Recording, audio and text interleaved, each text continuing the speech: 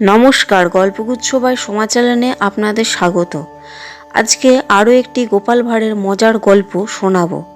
আজকের গোপাল ভাঁড়ের গল্প স্মৃতিশক্তি।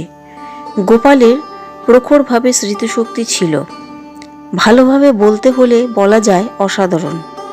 তার মনের পর্দায় যেন সব কিছু ছাপা হয়ে যায় অবিকল।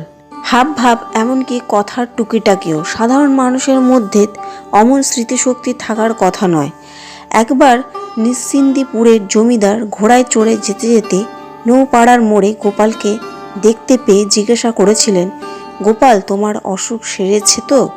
গোপাল কোনো জবাব দেওয়ার আগেই জোর কদমে ঘোড়া ছুটিয়ে নিশ্চিন্দিপুরের জমিদার সেদিন ওখান থেকে চলে গিয়েছিলেন।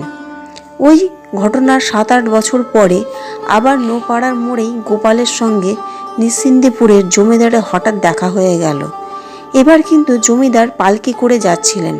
ভীষণ গরম পড়েছিল বলে পালকির দরজা খোলাই ছিল হাওয়া লাগার জন্য। জমিদার নতুন করে প্রশ্ন করার আগেই সেই 7-8 বছর আগেকার প্রশ্নের জবাব দিল, আমার অসুখ সেরে গেছে হুজুর, এখন আমি ভালো আছি।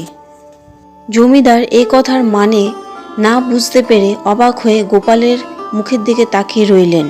কিছুক্ষণ পরে যখন কথাটার মানে বুঝতে পারলেন, তখন হো হো করে হেসে উঠে বললেন, ধন্যী গোপাল, তোমার দ্বারাই এটা সম্ভব, ঠিক মনে রেখেছ।